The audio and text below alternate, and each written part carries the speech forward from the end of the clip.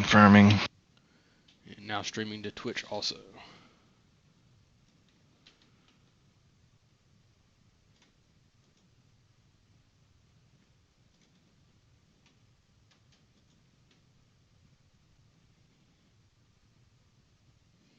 YouTube looks good. Checking audio. Twitch is twitching.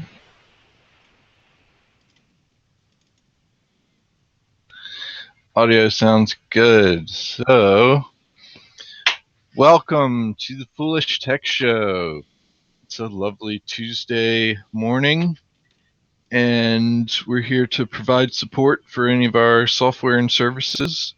And if you'd like to ask us questions about either of those, you can jump on over to our IRC chat. Looks like we already got Glenn with a little dyslexic identity today. So welcome, Glenn. Good morning to you, or good afternoon to you. Yeah, good afternoon to you. It's so hard with time zones. But you can join our IRC chat at foolishtechshow.com, foolishit.com/live, and check us out. And we'll be happy to interrupt whatever we're talking about to talk about our products and services. Otherwise, we're going to talk about some interesting links or just general tech shop stuff. So we won't have any Michael rants today, unfortunately, because he is graduating, apparently. So he's not going to be with us today. And how's it going? How's everyone doing this morning? Looks like we got Futures Technell joining us as well. Cool. Bless you, Proctor. Or dang you, whichever you prefer.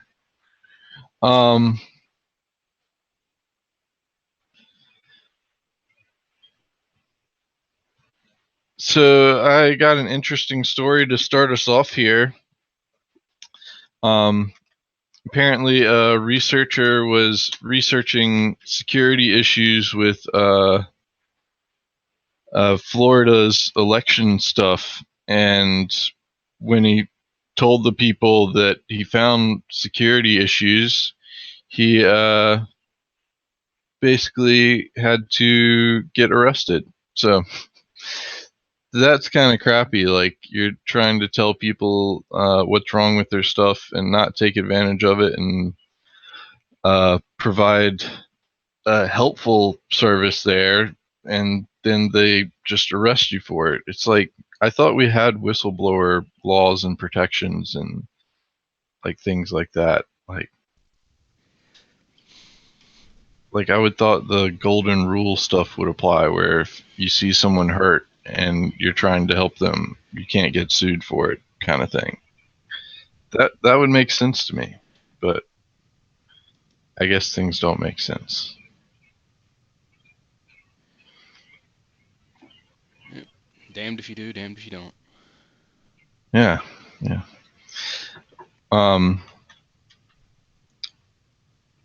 Yeah, because I mean, the other option there is to take what you know and either use it or go to a third party and sell it. So, although I'm not sure anybody would want Florida registration voter information, but I guess they would. There's a lot of retirees there and have a lot of savings built up, possibly. So Yeah, all of us. I don't know exactly how the whistleblower stuff works. It may be different for different states. I think whistleblowing laws have to apply to only if you work at the place, and then I want to say it's the golden rule, but there's a law where you're not blowing a whistle if you're exploiting a system. You're blowing a whistle if you're exposing some wrongdoing, not some accidental security issue. That's not a whistleblowing thing. So right, yeah, I think we're using the wrong term. And the whole golden rule thing's crap too, because you can get your ass sued off if you try to help somebody and hurt them instead, or just piss them off. Yeah. You know, Are you medically. sure? I was pretty sure Yes, that was like medically. Now you Yeah. can get sued. Yeah. Oh, yeah. Even like an off-duty paramedic or something, they can't even do anything. Doctors and stuff, they can't mess with you off-duty; they'll get sued unless they're actually, Actually, a where their doctor would insurance, have to. unless you're actively insured. Yeah, if you're not insured, they're not going to sue you. Yeah. Yeah, I ran into a situation a number of years ago where one of my customers' house burnt down, and it was near the computer. It's where the fire started, and I was contacted by attorney's office about it, and he flat out said, if you have insurance, we're gonna sue your insurance company if we find that the computer was at fault. But if you don't have insurance, we're just gonna move on. Jeez. And I had insurance, but they were not able to determine the cause of the fire. So that's interesting. The law I was thinking of is actually the Good Samaritan Law, and apparently in the U.S. it varies by jurisdiction. Some places lay people can assist and help if they see something. Some places require doctors or medical professionals to help and assist if they see something. Some places say don't do anything. So it's awesome to have uncomprehensible laws by location. I don't know. It's like if you see someone in trouble, you have to stop and consult an attorney first. Yeah. That's crap. So it's like if you see someone in a burning car and you drag them from that burning car and you scrape up their elbows or their face, they'll sue you for disfigurement. Well, I mean. And then you're like, I should just let you burn. Yeah, these are all the same things as the whole. I mean, it's like a different story, but it's like the same touchy crap as like you break into my house and I cannot hurt you, or you can sue me. Yeah. Yeah. That's why it's good, at least in our two states, that if they break into your house and you attack them, you make sure they're dead and fully inside your house. Then they can't sue you and you're in the right. If you're in Florida, though, you don't even have to be in your house. Yeah, Texas, they have to just be on your property, I believe. You're good to go. Things they don't teach you in school. I just realized I have no vid. Yeah, well, you have somewhat vid. You're not. Vid. Well, the FCC is finally taking notice and curious on why Android phones aren't getting patched and updated. So that is one of the plus sides of having an Apple iPhone product, is that they all stay on a contiguous iOS. But Android, you could end up buying a phone that still has like 2 point whatever on it when they're up to version 6 now. So, and if you do buy a phone, it's highly unlikely that you're going to buy one that comes with consistent updates for past the first 6 months to a year. So, speaking of iOS, sorry, before you move, after you move on. Well, no, complete change of topic. I stopped by. I was out to my film appointment yesterday morning, which was 5 hours early because I read the thing wrong. But they took me anyway, yay! And so we were coming back, and we stopped off for breakfast, and then we realized we were right next door to our real estate agent. We want to stop in and say hey, because we hadn't talked to her since last year, and so. We just stopped in and say, hey, and I was don't know conversation, but I would imagine the real estate agent would have known about this already. But I finally was playing with the Google Photos thing on the phone the other day and did photosphere. You move the thing around. Are you familiar with that, Proctor? Photosphere on Android? Photosphere? I don't think so. Okay, so like you have like you're taking a picture, right? And then it has like a little dot in the center. You have to line up with the dot, and then like you can move your phone up or down or left or right or angly or whatever. And as long as you connect these dots that appear, it will stitch together this sphere photo that you can just 360 like a photo. 360 like a view, so you can just move your phone around and look at shit.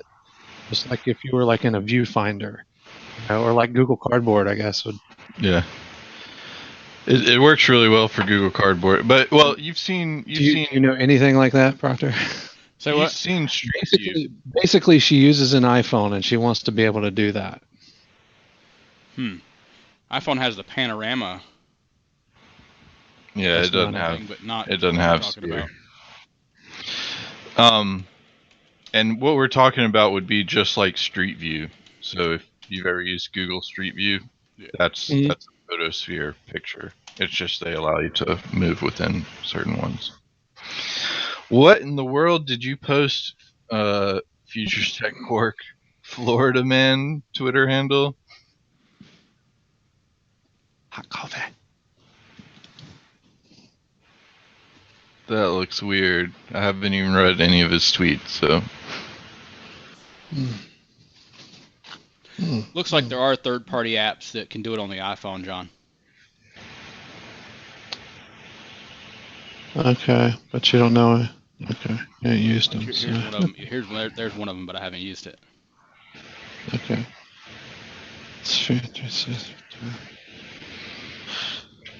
Why didn't you just buy a cheap Android?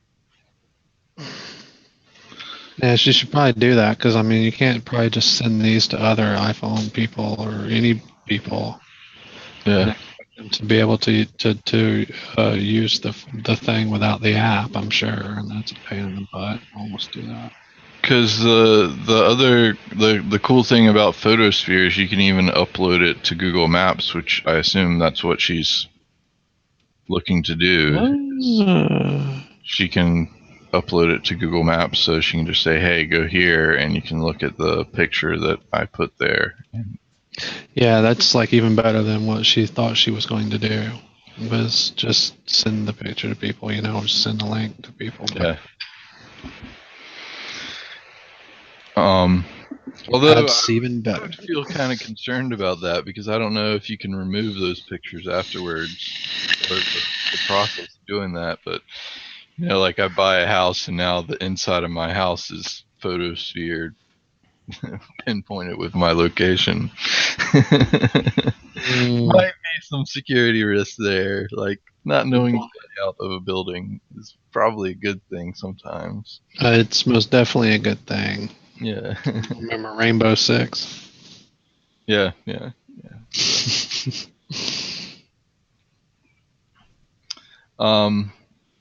So yeah, hey, morning RTM Tech, and looks like we got the whole Futures crew here. Welcome everyone. James ComCorrect as well. So welcome all. RTM Tech pointed out a link. DHS is pumping inert gas through New York train tunnels today. I guess that's for bioterrorism checking. I also heard that New York and I think Washington are shutting down large portions of their transit systems to do upgrades and things like that, but they're going to be doing it for a year. And what's crazy about that is like lots of people depend on the subways and train systems there in those places to be able to get around and move around. And like just taking that option away is kind of a big deal. I mean, I know they have to make repairs and stuff, but you would think maybe that would cripple the infrastructure.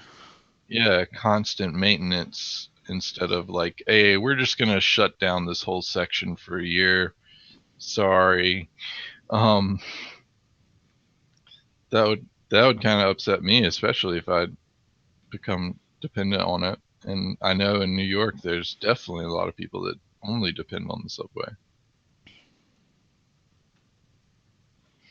And RTM Tech thinks that 3 million folks a day use the NY stuff, so that's a lot.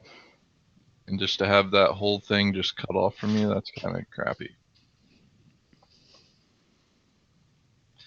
So, I thought this was really cool. So this guy out in Nevada has set up a micronation. He considers himself separated from the United States. The funniest thing about this was he said he does pay taxes, but in their micronation's budget, they consider it foreign aid. So that was kind of funny. And apparently, the U.S. government accepts what they have as a form of free speech. So as long as they comply with all the U.S. laws, you can have a micronation inside of the U.S. So lots of interesting things go along with that. I would feel like they have their own money, they have their own border patrol and customs, and they have a population of 32 people, but most of those people are all dummies, and he says they don't complain a lot, so they're really nice people. Make him have a passport to leave his house. Yeah. Well, the U.S. doesn't set up custom checks there, so you don't have to get your passport stamped, except for when you're leaving that micronation, only when you're coming in. So the U.S. doesn't stamp your passport there for some reason. Didn't Family Guy try that? Do what? Having their own nation. Probably. They've tried everything, so I wouldn't see why that wouldn't be the case. Yeah, I just thought that'd be really interesting, especially the dynamics of it all and how you could play it out. It seems like it's just some retired guy that's living off the land and decided to have that set up.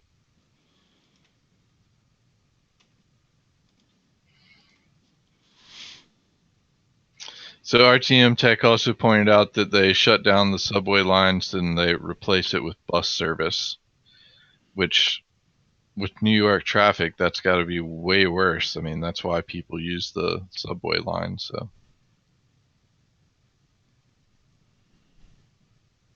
and he points out as long as they don't have a militia. Technically, you still could have a militia for your micronation, so that wouldn't actually be against the laws.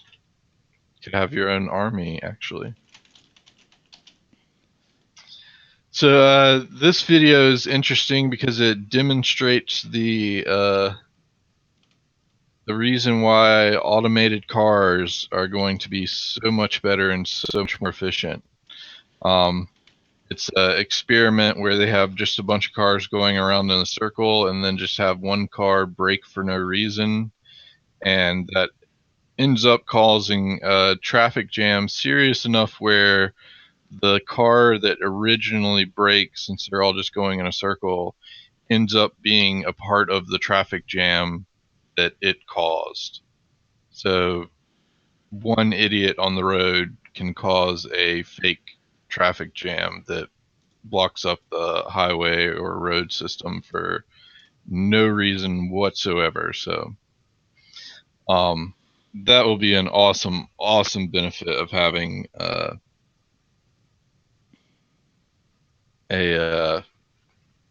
automation in our cars and stuff. So Hey, James Comp Correct. Long time no see.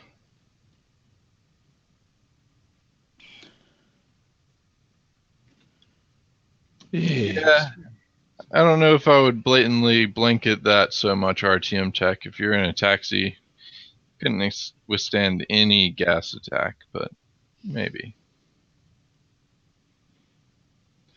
Futures Tech Eric just heard micronations and militias.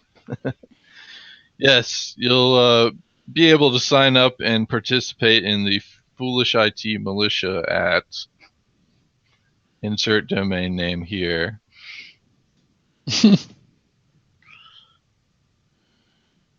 Oh man, I gotta see if they have that.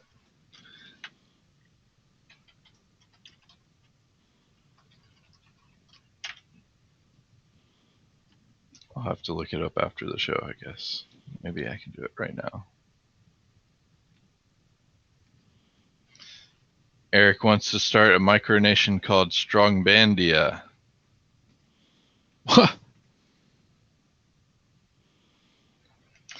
Okay.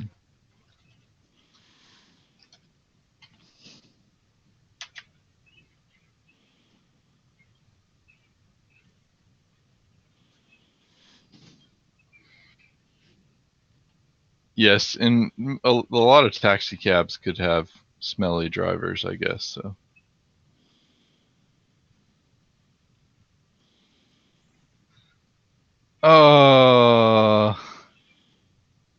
There's not a domain available for the .com. Shucks. Only .net. And they're expensive too. Insert domain name here. I wanted the .com, but they don't have it. Oh well.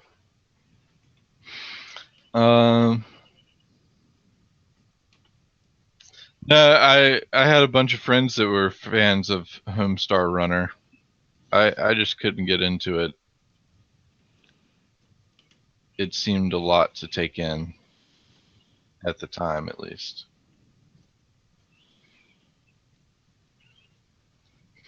So I got another video here that's pretty interesting.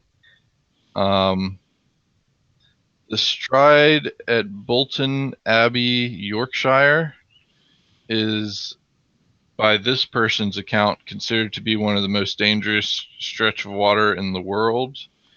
And the reason for that is effectively the river that it starts off as, which is a fairly large size river, ends up turning on its side at this point. So it ends up looking like a tiny little creek. But it's even more deceptive because the tiny little creek is actually cliffside rock. So if you fall in, like if you accidentally like jump into this creek thinking it's only like a couple inches or a foot or so deep, you end up falling in completely head first and then being bounced around through a whole bunch of cavernous rock area. And since it is such a large amount of water going through such a narrow path, it ends up going fairly fast and throwing you along. So Sounds pleasant. yeah. Apparently there's been quite a few deaths, and the locals around that area say that if you do fall into that river, that no one has come out alive. So definitely sounds dangerous, and it's of course murky, dark water, so you can't see anything down below.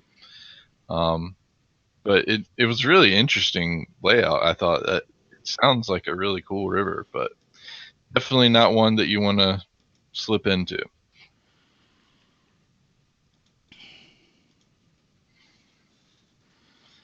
Let's see what else we got. eBay has teamed up with FedEx to offer eBay's valet drop-off locations FedEx office stores nationwide. Basically, you can bring in your item that you want to sell, and they will list it, sell it, and ship it for you. And this is the agreement was, one of the ways that eBay is trying to compete with Amazon, which is the world's largest e-commerce company, and has stolen a lot of sales away from eBay over the years. So you just take an item to FedEx and they do everything for you and then pay you for it? Yeah, they list it, sell it, ship it, give you money. That's awesome. I guess my biggest curiosity is if they do the pricing and everything for it, or if they just do the auction side of it. Not sure. I bet they handle all that. There's been a couple of companies that have done that here and there. Yeah. Well, I know there's companies that specialize in eBay selling, like you can just take them stuff and they'll sell it. But usually those places are kind of like pawn shop style. They pay an amount for it and then they make whatever they want off of it. I would think that maybe I don't know that there's been a company like that was a nationwide company. I think they were mostly small. Yeah. Regional, I haven't seen any companies. nationwide. So it's just bringing a partner on like FedEx is a a big step. That would be awesome and interesting. I read somewhere else too that there's an online retailer over in the UK that's catching up fast to Amazon.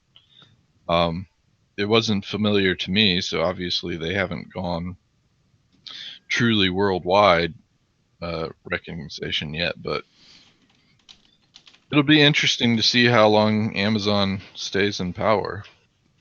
They do fairly well. I said do, Tank. I know you're laughing right now.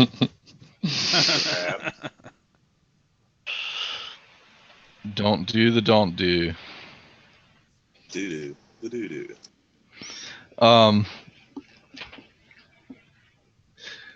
So yeah, the places I've seen have all been like I know are just people that were really good at selling their stuff on eBay, so they decided to open up a location off the money they made off eBay and then try to get other people to let them sell their stuff. So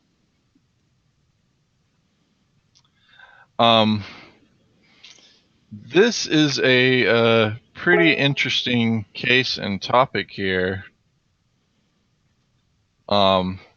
Yeah, RTM Tech, I do agree. Amazon's in it for the long haul, and they have probably the best business setup of them all. They have third-party sellers selling their stuff at times, plus they sell their own stuff, plus they do amazing customer support. And they're getting more and more into speedy delivery. So, yeah, I've noticed anyway, lately that the items I bought on Amazon are arriving the day before I expect them to. A lot of the things that are scheduled for 2-day delivery, I get them in a day, get them, overnight. Well, you're close, I think, Concord, aren't you? You're close to Concord? Yeah, pretty close, yeah. Yeah, that's an Amazon distribution center. So, that was the same thing with me and Netflix in Denver.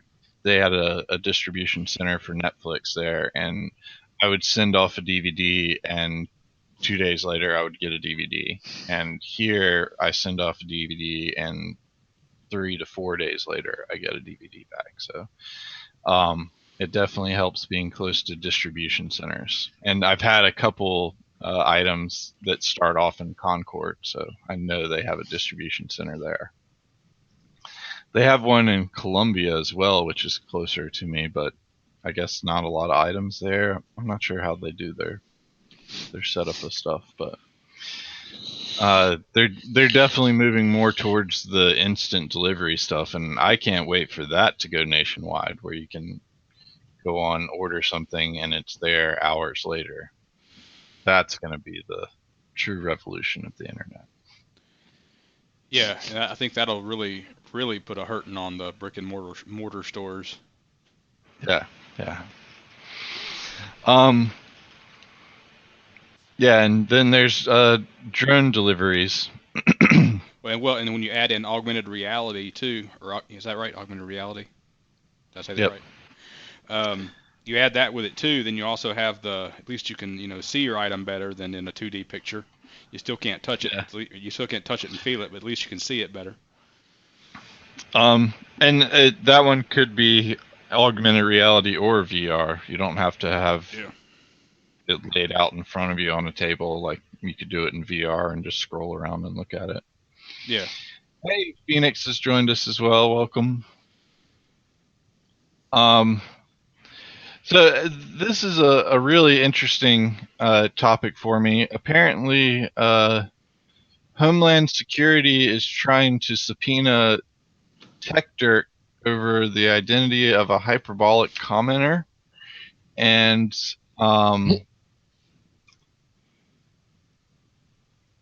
it's just really interesting. And here's a few more links on it.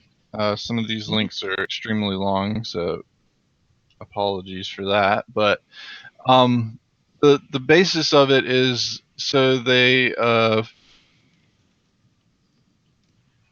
got a notice about it, and then they decided before they got a subpoena with a gag order that they'd go ahead and report on it. And this is something that's happened many times in the past, so it's kind of interesting that they were able to kind of jump in the middle there before they got a gag order telling them they had to give up the identity of this person. They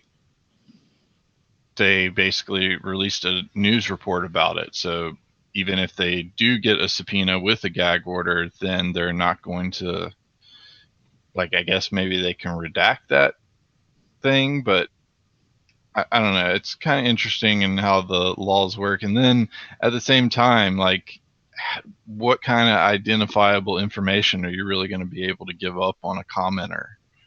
And like, are you going to be required to track that? Like, are you responsible for what commenters say?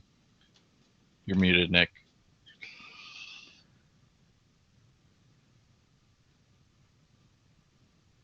Okay. um. Anyway, I think it's kind of interesting because I don't feel you should be responsible for tracking commoners, and I feel like you should be under some kind of safe harbor for that, and it'd be their responsibility of trying to track them down. Like, I guess if you do have any information, you can hand it over, but I mean, I don't think you should be required to keep track of who comes on and comments on your page, and if they're anonymous, like, being able to keep their anonymity would probably be preferable. So Phoenix posts a couple links. Phoenix, we already talked about the FCC trying to speed up the Android updates. We talked about the hacker arrested for exposing flaws in election site in Florida. We did not talk about the critical quantum flaw that puts millions of Android devices at risk. The Qualcomm, if I said that wrong. I think it's just Qualcomm. Yeah.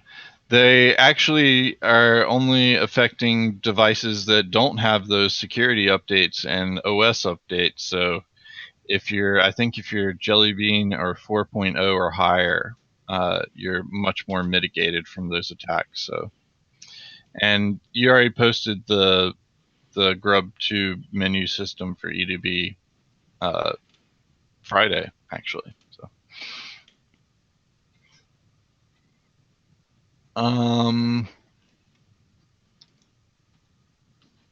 well, Nick, did you have an opinion on that commenter lawsuit, gag order stuff, or I know you were trying to talk while muted. I don't know if you're trying to talk to us or. No, I'm coding. Sorry. That was for Jade. Gotcha. I just feel like that's like a freedom of speech type area that I don't know.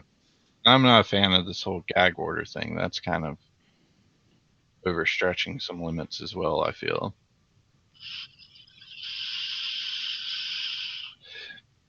But speaking of overstretching limits,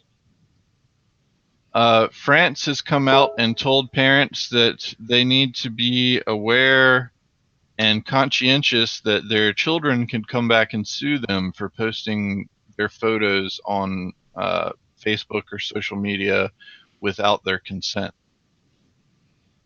So, I know that Europe has a little bit better privacy advocacy than the U.S. does, but that's kind of overreaching it. But at the same time, I don't think a lot of parents think about what they're doing when they're posting their children's pictures on social media and things like that, that it could come back on them several years later, as if schools weren't already hard enough, just being yourself regularly every day. Now these people have entire history timelines that they can search through and bring up and shove in your face, and you'll never be able to live down. Yeah, you might not want that goofy video your parents took when you were 6 to be shown when you're in high school. Yeah, or on your graduation. Yeah. But the whole suing your parents for it is kind of a little bit far stretched, I feel. But maybe force them to take it down, but suing your parents just kind of seems like a bad thing.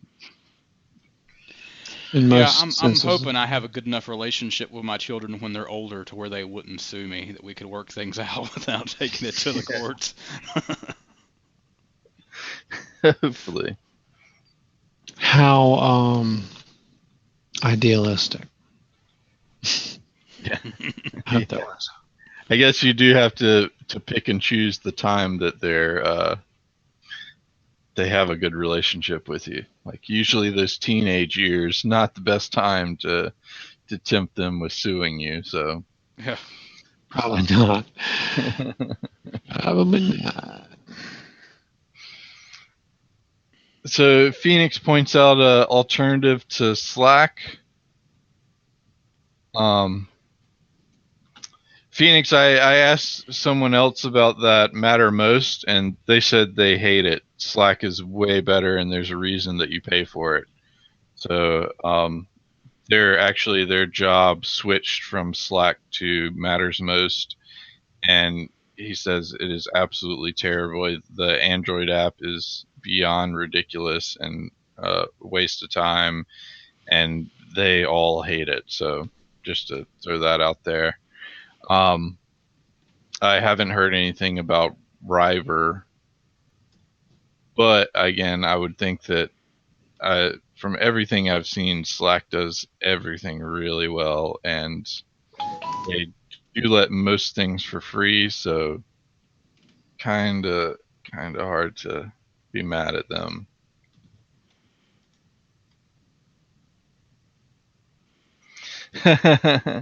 RTM Tech says his kid won't sue him, but they'll be sure to point it out when they pull the plug.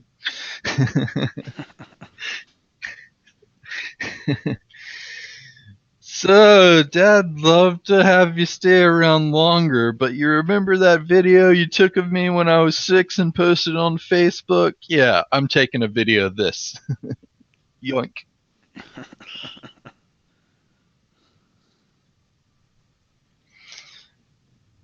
Phoenix points out neuroscientists discover why pirates don't feel guilty.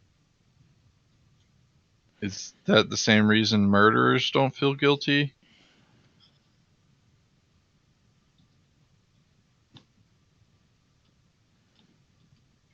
we've had a couple of questions about Locksmith. Have you seen those? Where? Glenn says,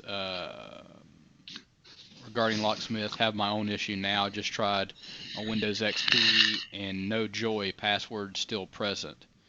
And I think James had said something earlier about the same thing. Any thoughts on that? Glenn says, does Locksmith require the guest account to work?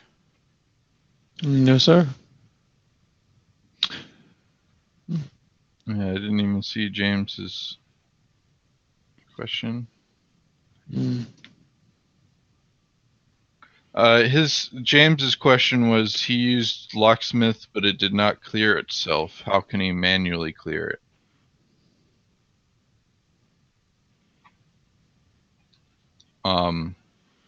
I don't use Locksmith much past what D72 automates. So, Nick, do you have? Yeah, what do you mean?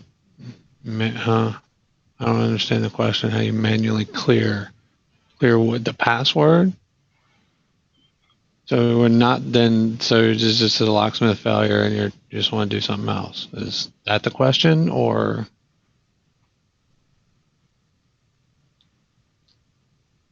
Let's see. I'm gonna try Or virtual machine. There's an issue with it specifically, and I would love to fix, because it should work.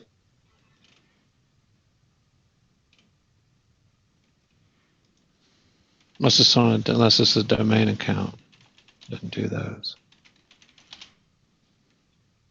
But I can make it do that, I guess. I just never did.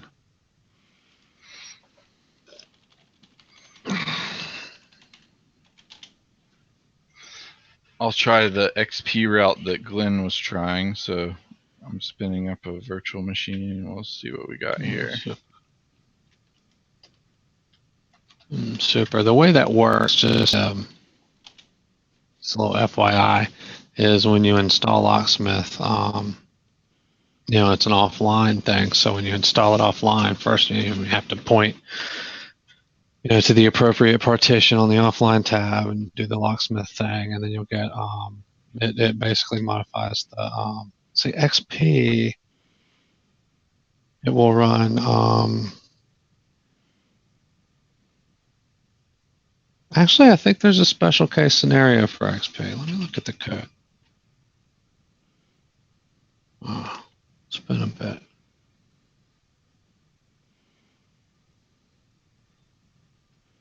It should just remove the password after a minute, though. It seems like to me it just plants the executable in startup. I mean, basically it probably runs as a service or something like that. Run it before logon, and it would just remove the passwords for everything on the system. But it takes a minute. It's not like, I know it's not like you can't run. I think that's the catch. It doesn't run an interface in XP. Yeah, it says. And you just have to wait a minute. Yeah, your documentation says in Windows XP in 2003, simply wait. Password will be removed in the background within seconds. And that seconds doesn't mean how many. It could be 15, depending on how bad that system's running. I mean, it's got XP on it already, so. I just posted the link to that. This is XP runs the startup and crashes, leaves a folder on the machine that he normally clears. Then says, let's check. Okay.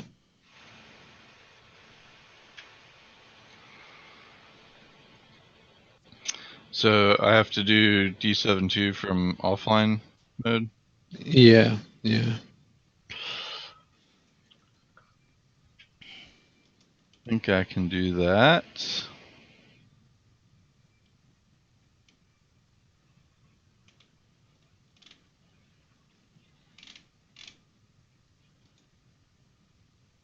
I can't do an interface on the login screen in XP. I think I do that in Vista and above.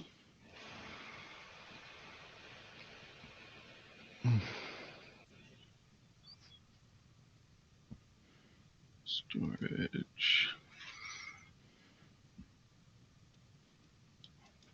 Live CD. Do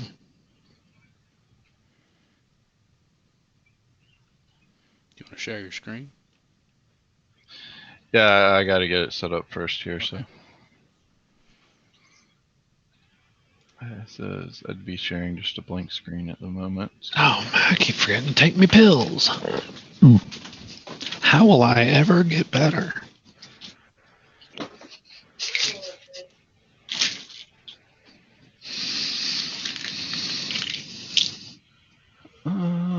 think this will be a live CD. Let's try it.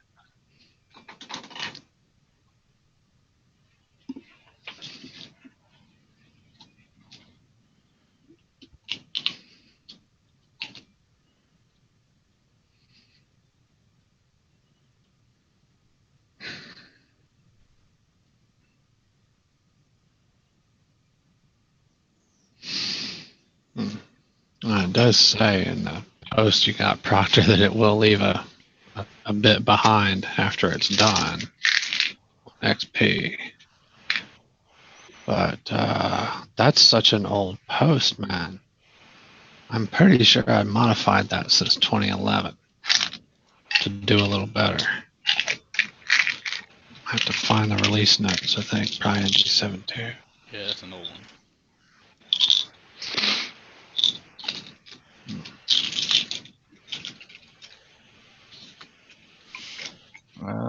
Apparently I don't know where my live CDs are, so I'm trying to work that out. Okay, what the heck is that? What am I taking?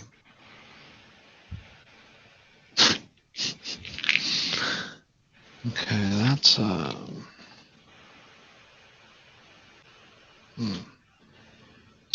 cares?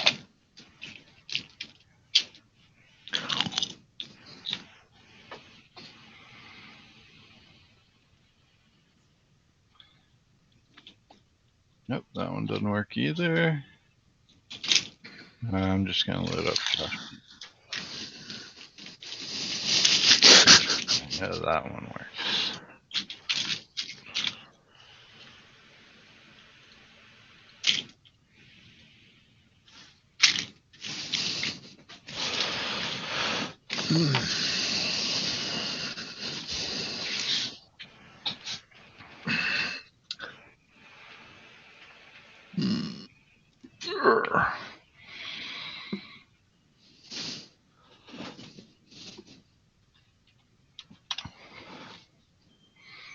Alright, I'll share my screen now. This is going to have D7 on it at least. I don't know. Actually, we only have auto TVC at that time. I want to say I updated it, but we'll find out in a momentary here.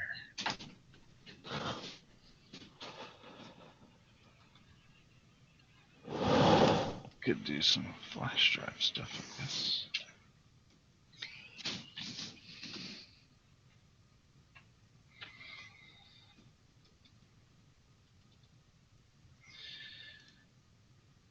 PE takes a minute, so wow.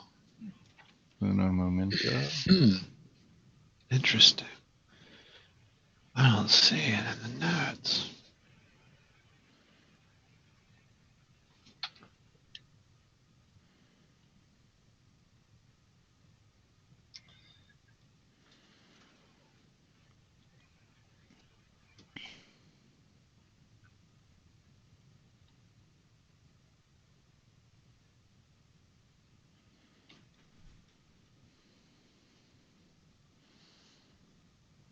Come on, computer.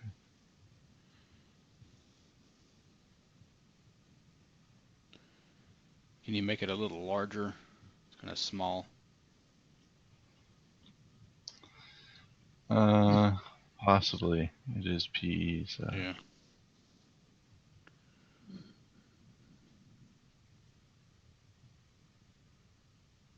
Not too large.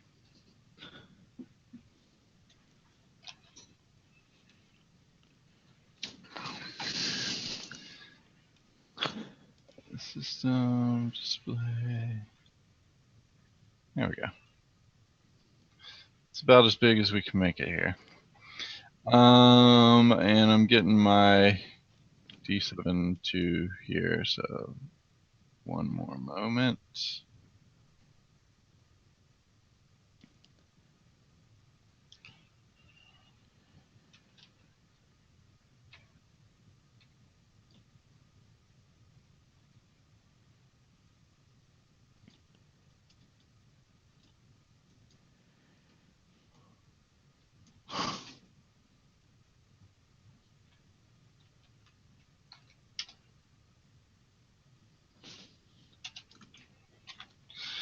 Enhance.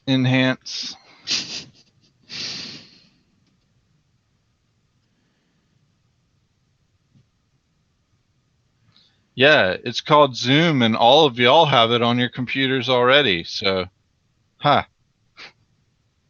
Phoenix, I know you said for me to use it, but guess what? You all got it too. So, Zoom yourselves. Zoom. All right, so now we're going to attach this USB drive. Whoa, I got a bunch of USB stuff, don't I?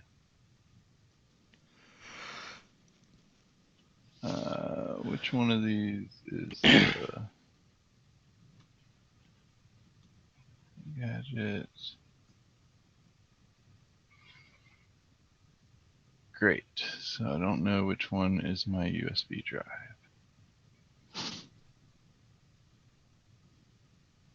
It's not those, not those, not that, not that. That one. And then hardware plug and play. And install devices maybe.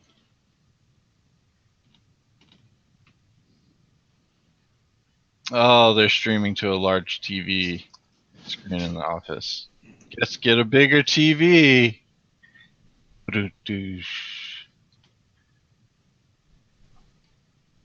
And no, that didn't pick it up. Of course.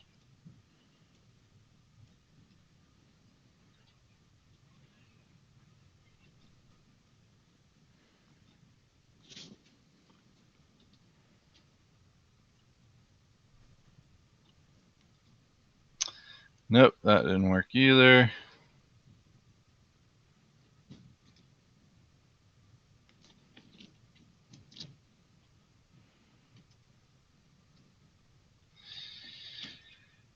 Man, old live CDs are such a pain.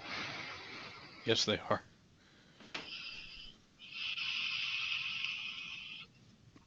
Nope, that didn't work either. Awesome. So we have to restart it to get it to work.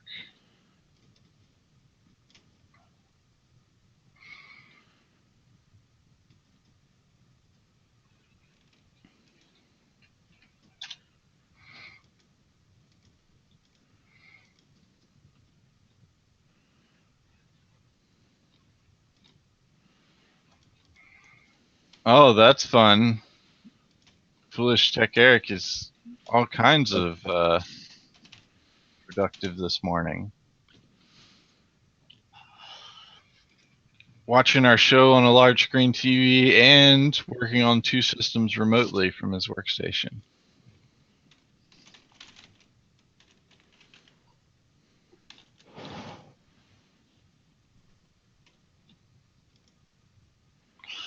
Bigger TV is always nice, right?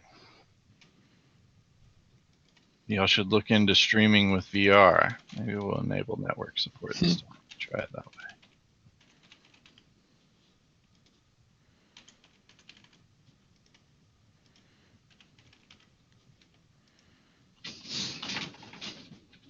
There, that's bigger.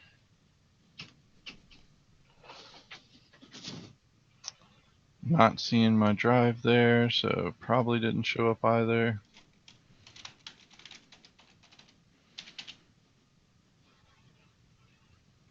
So I have to do it from offline mode per Nick, so I can't. I am actually just using an XP VM. And I don't have F4UBCD, so.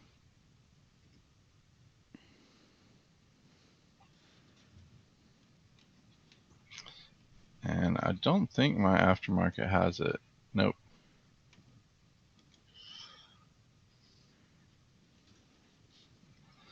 This is actually even before Auto TBC.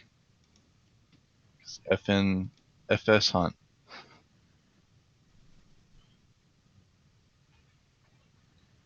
Oh. Yeah, that's an old one. Why are you working on this old stuff?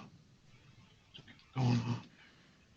'Cause I don't have new stuff set up and ready for these kind of demonstrations. What?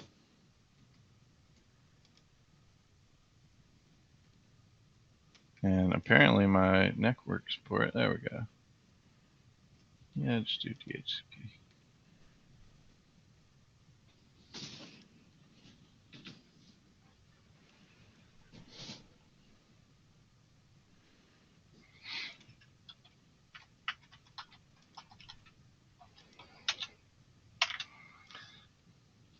Oh my gosh. Am I even going to be able to do that?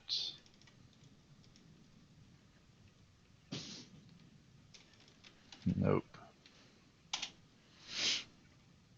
And no network options. Great. Well, I can't do it this way.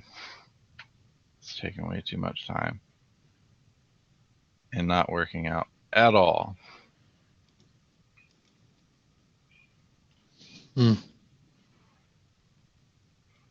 I thought I had a Windows 7 or 8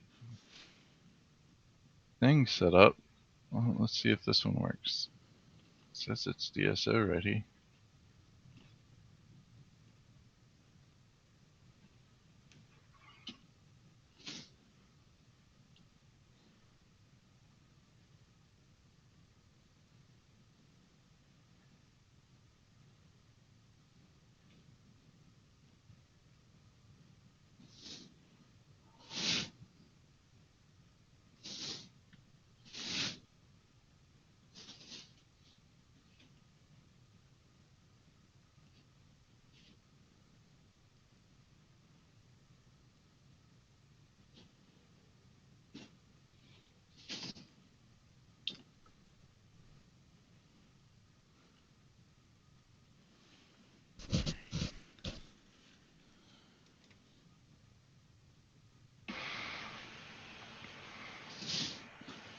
Yeah, but VirtualBox is still basically Sun. Oracle hadn't done that much different to it. They've just built on everything that Sun did and then rebranded it.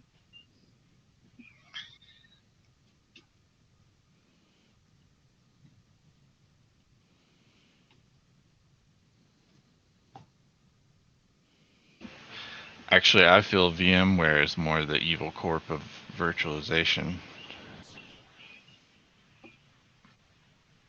But that's just my opinion.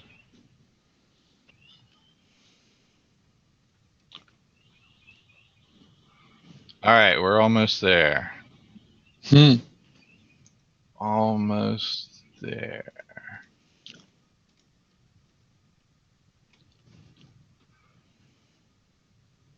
Almost there.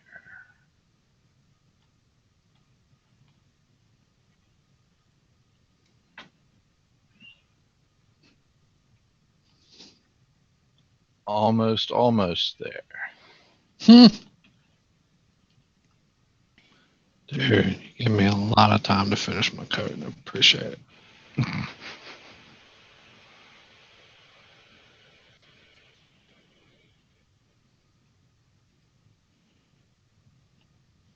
We are close Get this, to there.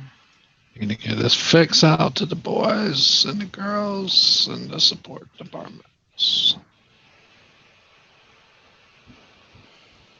Here's a cool link while you're loading that up. A 15-year-old has been credited with discovering a lost Mayan city by using Mayan constellations and known Mayan sites to find the lost city. Wow. Neat. In the Mexican jungle.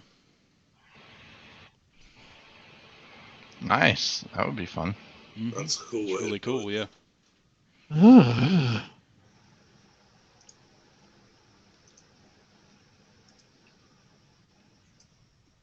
It makes sense. The Mayans based a lot of their stuff on stars. Mm-hmm. Where they were located.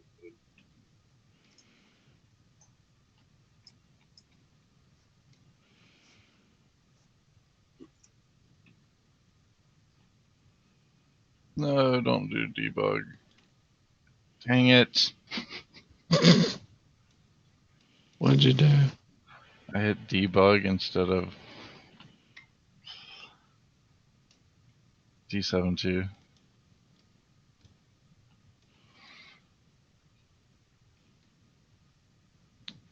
Gosh, it could take it a little bit longer and harder. Oh man, that's totally what she said.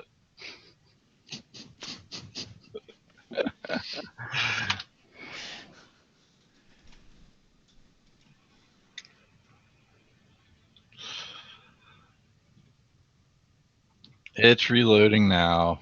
I'll bring it back over here. I had to take it off because I know I'm going to have to enter some registration stuff and don't want to have to edit it out later. So.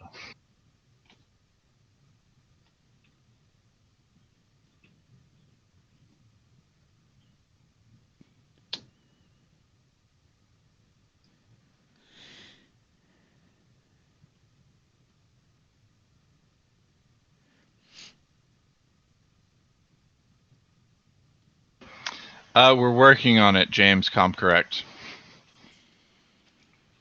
We're loading up a VM right now to test Locksmith and then be able to give you more answers. We're testing it on an XP machine because Glenn also had a question about it working on XP. I assume you're probably using something else. If you want to throw out your OS, then we can possibly do it on that one as well.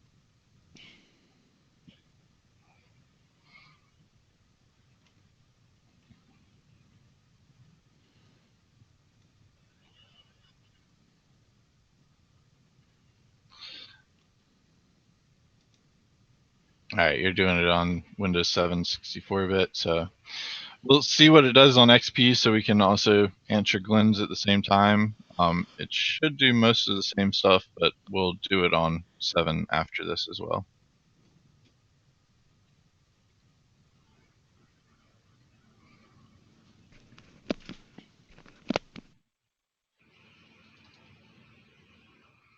All right, one moment while I do the registration stuff.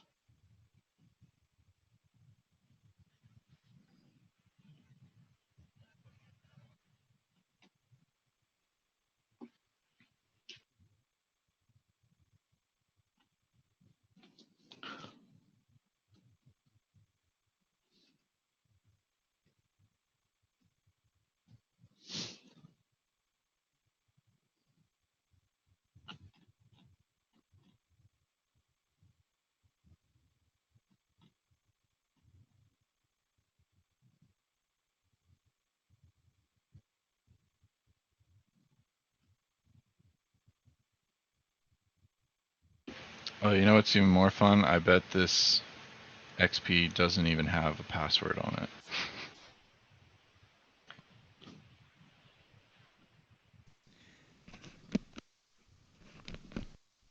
I started to ask you that a minute ago, but didn't want to jinx it.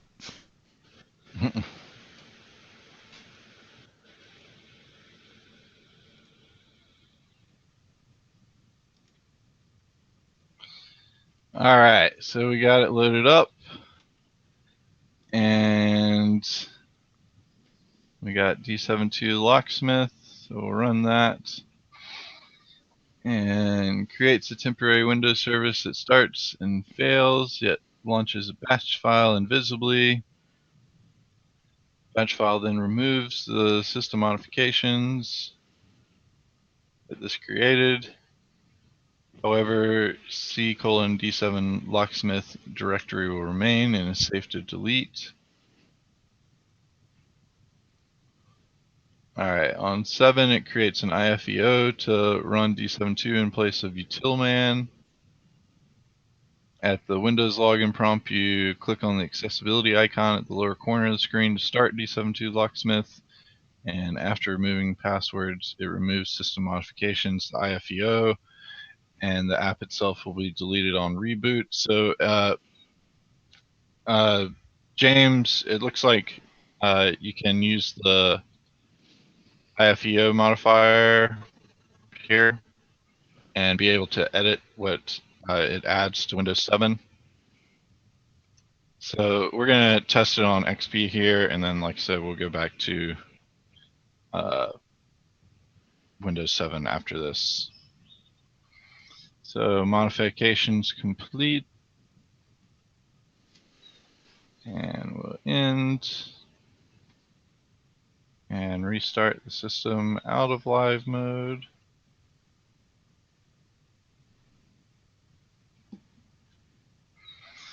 Later, Glenn. I guess you'll have to watch it on a next system setup. That's a live CD environment, not the actual environment that we're working with, Phoenix. See? It's XP.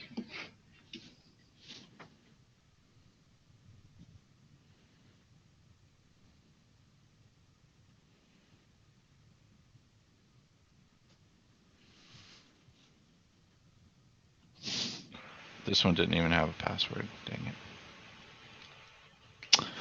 Man.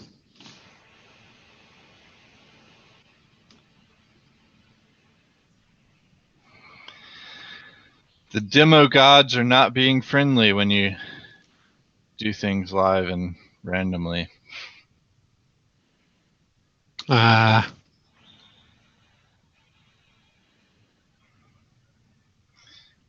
So that fixed James CompCorrect's issue. He just used the IFEO modifier.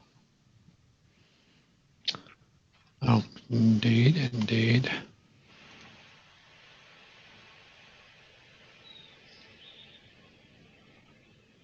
All right, now this one has a password, so let's see if we can do the thing. Yep, and then the folder that's there should be safe to delete. If you have C:(D7 Locksmith, you can delete that as well, and that should remove it for you. So Yeah. Hmm.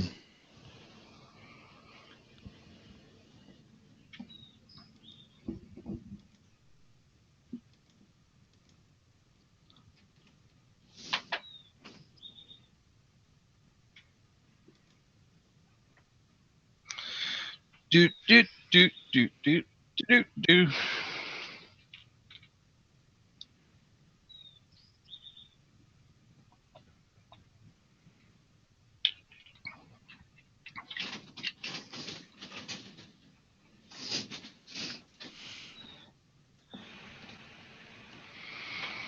I'm glad we got one issue fixed. Hmm. Let's see if we can look at Glenn's issue as well, so he can watch it on the Yes. playback.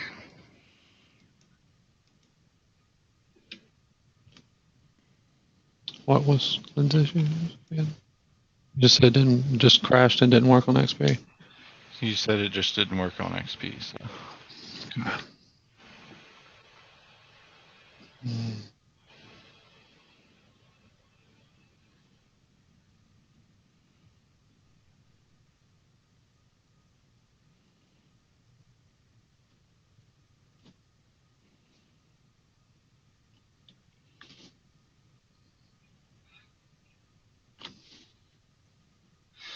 Oh, and actually, reading Glenn's last message, it looks like it may have been a hard drive has failed on his XP system that he was working with. Well, Pooter? Pooter? Yeah. That might be it. That would definitely cause some problems. But hey, we'll go ahead and show off Locksmith on XP and in Windows 7. So Yeah. why not? We're already doing it. I know, right? All this build up.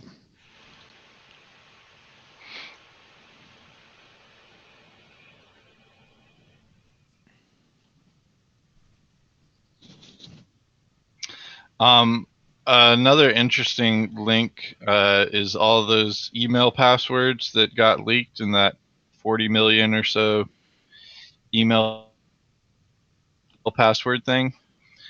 Turns out 98% of those were invalid, so just throwing that out there. Still, if you haven't changed your password or you did change your password because of that, don't feel bad, or do feel bad if you haven't changed it, because you should change it probably anyway. Mm.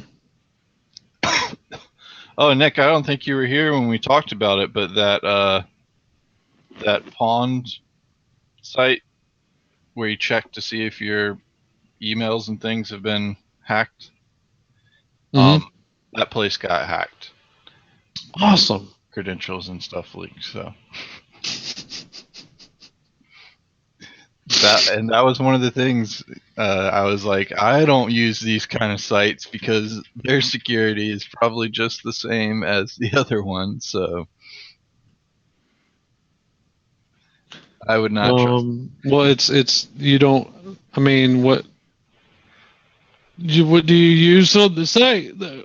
I mean, what do you do with the site? You put your email address in, and they have now a record of that.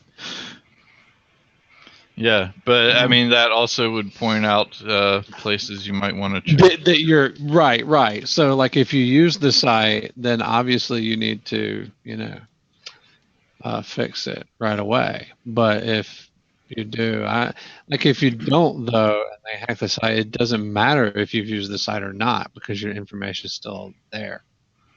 Is it not? Yeah, but also having a place to target might be good as well. Like if you have a obscure email that you don't want people to know about. Right, but what I'm saying is if it's on a list that place has in a database, then it's on a list that place has in a database. It doesn't matter if you went to that site or not. Is what I'm saying is that may be the case. It may not be searching in real time. It may have something cataloged, and it may just actively seek and catalog that stuff. So, which I'm sure it does. So, it doesn't matter if you've used that site or not. Oh, we have to wait a few for the batch file to start.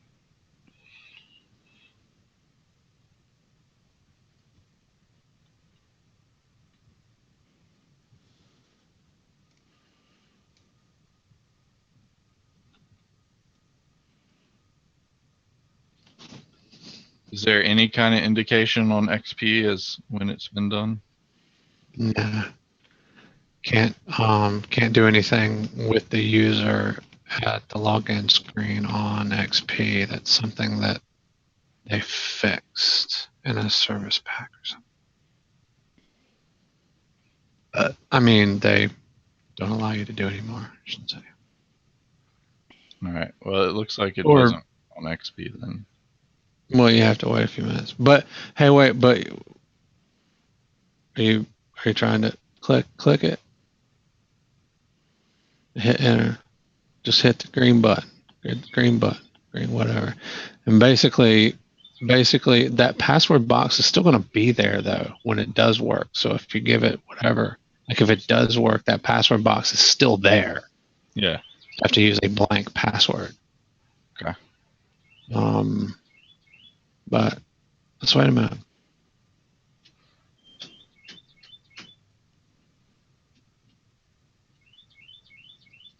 I'm sure that does catch some people. They're probably like, oh, the password thing is still there. But So you should actually log in just hitting enter though, if you have it highlighted like that.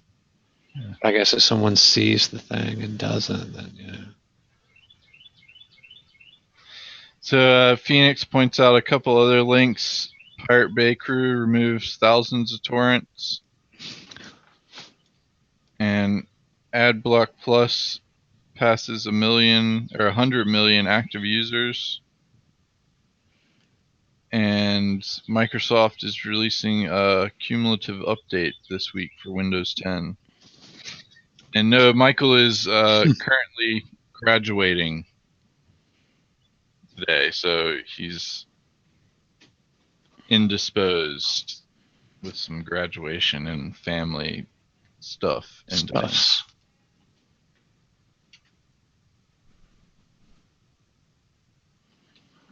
All that stuffs and things. Yeah.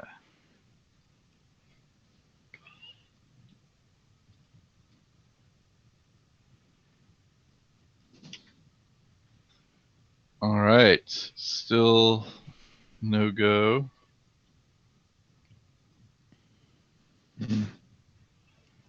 Oh, it's bug. May It is not be very working. without rants. It may not be working anymore. Check into I'll not give it a minute, but what we'll do is we'll look at the if it doesn't take off here in a minute, we'll look at the folder, where it should put it in like // something. Mhm. We'll just fire it up offline. We'll look at the folder and see if the files that should be there are there, and check the registry and make sure. Load the registry with the offline thing and make sure that the registry entries are there, and that'll at least tell us if that's getting put in properly. We'll give it a few moments here. All right. And while we do that, I do have other interesting things.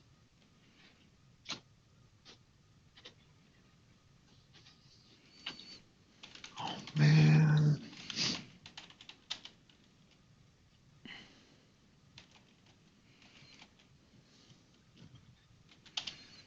So if you ever wanted to know more about binary and hex, and this is a very, very basic overview. It's not very in-depth or in detail, but it does give you a pretty good overview of the differences between decimal, hex, and binary. Oh, and Phoenix says he was talking to Brytech the other day, and he's planning on making a few easy-to-boot videos. Cool.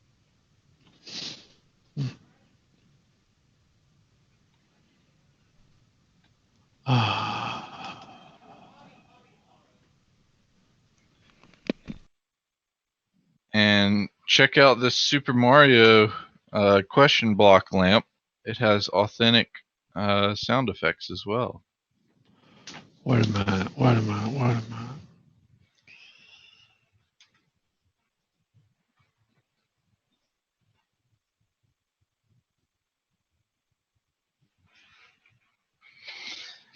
I've seen these before. Mm-hmm. In a couple of weird places on the internet, but they never panned out to where you could actually get one purchase or something. Let's see what this one is. Yeah, looks like from Firebox you can get this one for $36. Never heard of Firebox. That's high, but I hadn't either.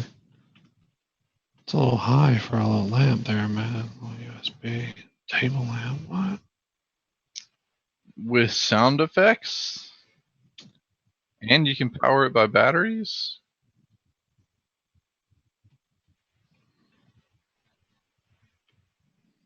But yeah, I'd love to keep an eye on that anyway.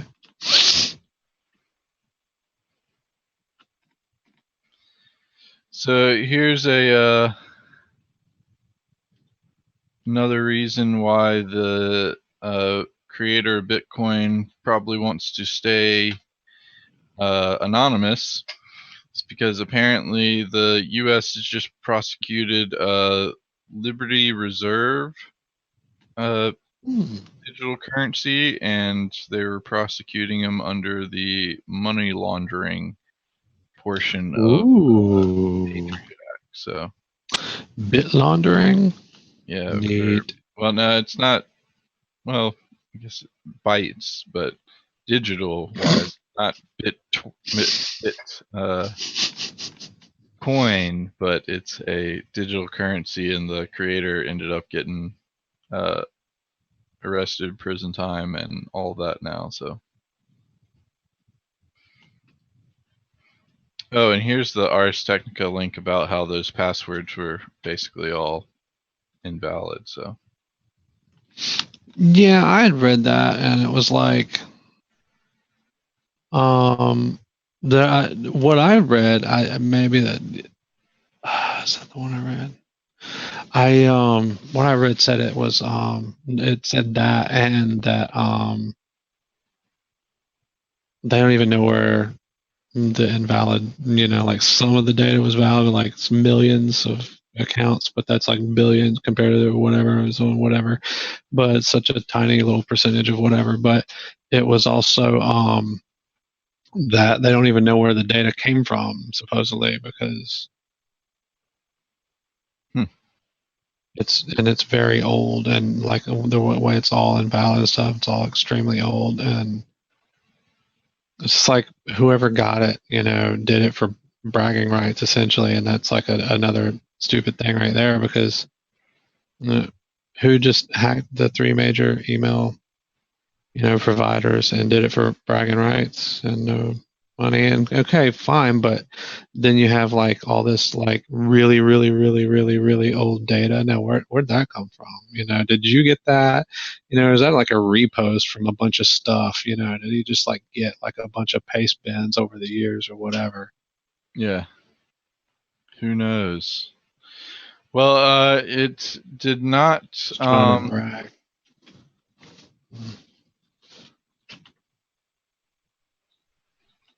It did not end up removing the password, so I just logged in. This is the batch file that it puts, which is a different location than what was said on that screen. Ended up going in support D72 Locksmith. Uh-oh. And well, this is the stuff. Yeah, that would be. Mm-hmm. But that's fine. But are the what's in the folder? That's all that's in the folder. Okay. Back to the bash file. Oh, because it'll delete it after it runs the stuff. But it.